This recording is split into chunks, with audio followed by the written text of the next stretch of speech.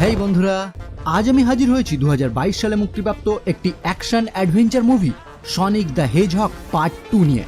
এর প্রথম পার্ট আমি অলরেডি এক্সপ্লেন করে দিয়েছি, তাই কেউ যদি এখনো সেটা দেখতে বাকি থাকেন তাহলে এই ভিডিও দেখার আগে উপরের আই বাটন বা ডেসক্রিপশনে দেওয়া লিঙ্কে ক্লিক করে প্রথম পার্ট অবশ্যই দেখে নেবেন।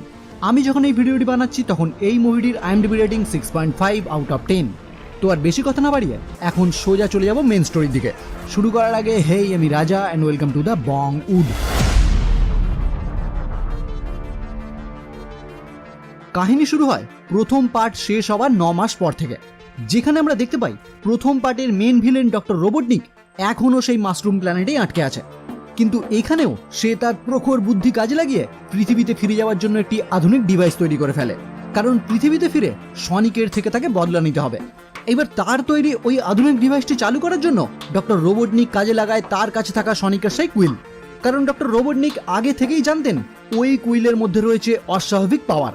কিন্তু যখনই সে ওই কুইল ব্যবহার করে ডিভাইসটি অন করার চেষ্টা করে তখনই সেখানে একটি ব্লাস্ট হয়ে একটি বড় সড়ো এনার্জি ওয়েভের সৃষ্টি হয়, যেটা গ্যালাক্সির বহু দূর পর্যন্ত ছড়িয়ে পড়ে।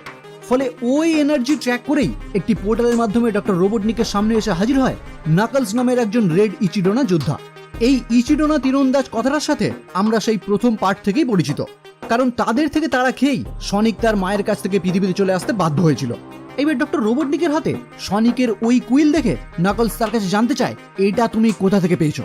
রোবটনিক তখনই তাকে জানায় পৃথিবী নামক একটি গ্রহ থেকে, আর সঙ্গে এও বলে যদি সে রাজি থাকে তাহলে রোবটনিক সনিককে খুঁজতে তাকে সাহায্য করবে। ফলে নাকলস রোবটনিককে সঙ্গে নিয়েই রওনা হয় পৃথিবীর উদ্দেশ্যে।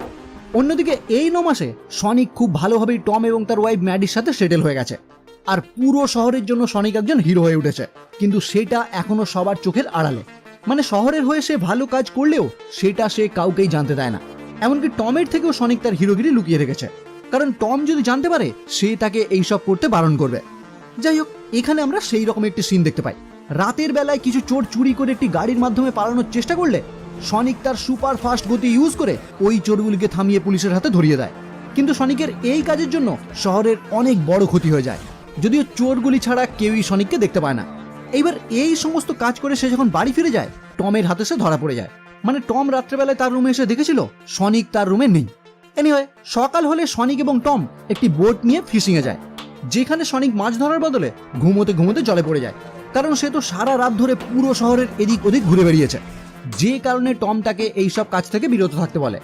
সে সনিককে একটি নিউজ পেপার দেখিয়ে জানায়, দেখো কাল রাতে তোমার জন্য শহরের কি অবস্থা হয়েছে। সনিক তাকে জানায়, আমি তো হিরোর মতো কাজ করেছি, চোরদের